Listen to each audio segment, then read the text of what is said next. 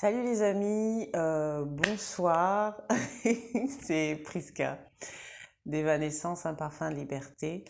Ça fait très longtemps, que je n'ai pas posté de vidéo parce que comme souvent dans la vie, il est nécessaire de prendre le temps de faire les choses et de revenir quand on se sent prêt à les recommencer.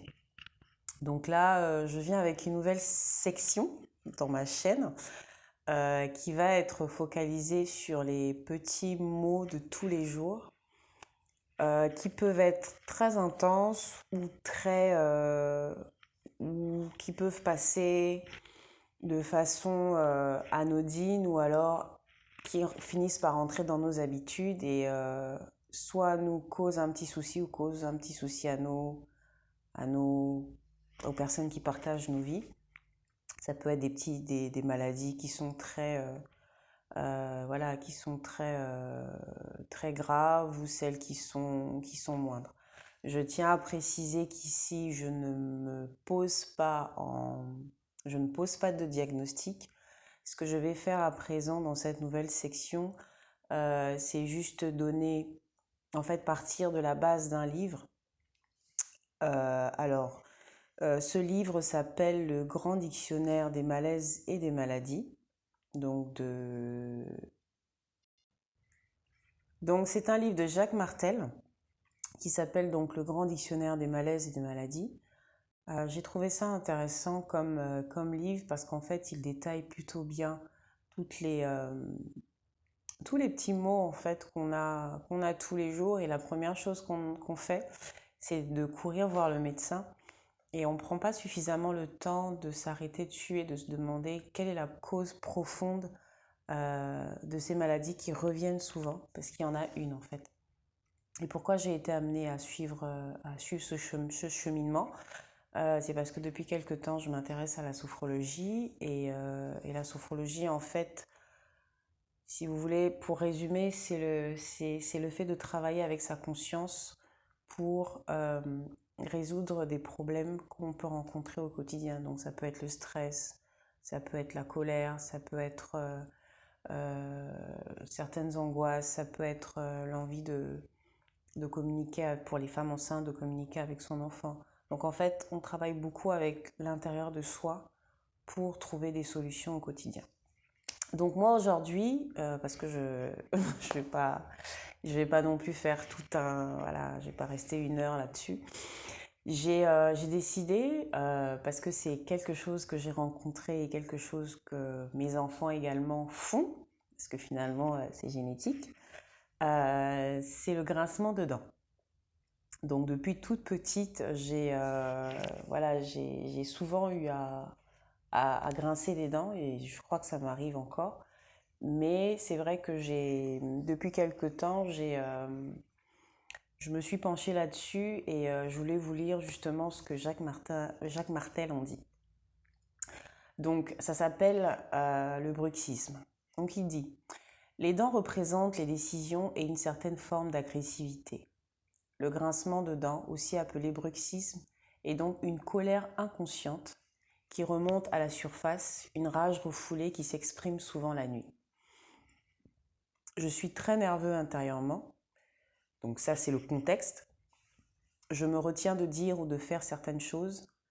Comme je n'arrive pas à prendre des décisions claires et précises, le grincement de dents est l'expression physique de ma tristesse et de mon agressivité réprimée par rapport à une situation qui m'est insupportable.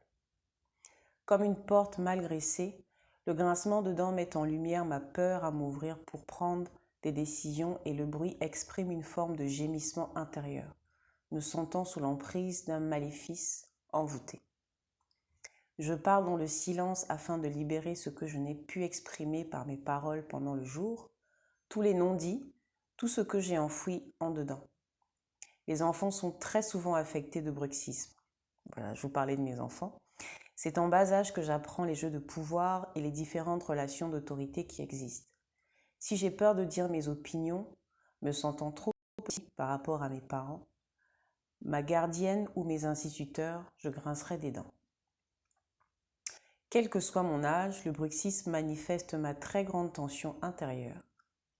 je vis une très grande dualité entre ma tête et mon cœur, ma raison et ma passion, le résultat étant la passivité. Donc ce que je dois faire, il faut que j'accepte de prendre conscience de cet état sans le refouler et de l'exprimer comme je le vis présentement. J'accepte ma sensibilité et les émotions qui font surface et je réalise que mes incertitudes m'amènent à vivre beaucoup plus de tensions intérieures que le fait de prendre les initiatives qui s'imposent. Lorsque je prends une décision, je me libère et je me sens plus épanouie. Ce que moi, évidemment, j'ai fait. Je ne dis pas que ça ne m'arrive plus de grincer des dents, mais dans tous les cas, je travaille beaucoup sur ma colère et sur le fait de refouler certaines choses, donc j'ai tendance à mieux les exprimer. En tout cas, je fais en sorte de, voilà, de dire ce que j'ai à l'intérieur de moi plutôt que de le ruminer. Donc ça m'empêche, en tout cas ça m'évite d'avoir à, voilà, à grincer des dents, tout simplement. Donc voilà, je ne vais pas rester plus longtemps. Je vous invite donc à vous saisir de ces éléments-là, si ça vous arrive de grincer des dents ou si vos enfants arrivent à le faire, voilà, et à étudier, analyser, observer comment vous êtes intérieurement ou comment vos enfants sont intérieurement.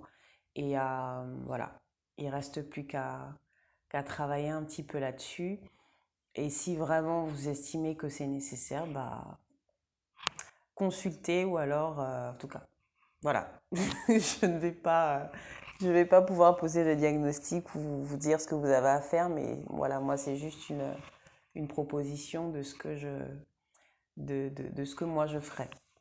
En tout cas, j'espère que ces petits éléments sur le bruxisme vous auront aidé et à très bientôt pour la prochaine, le prochain mot. D'accord? Très très belle soirée ou bonne journée en fonction du moment où vous regarderez cette petite vidéo. Je vous dis à très bientôt. Ciao ciao. Bye.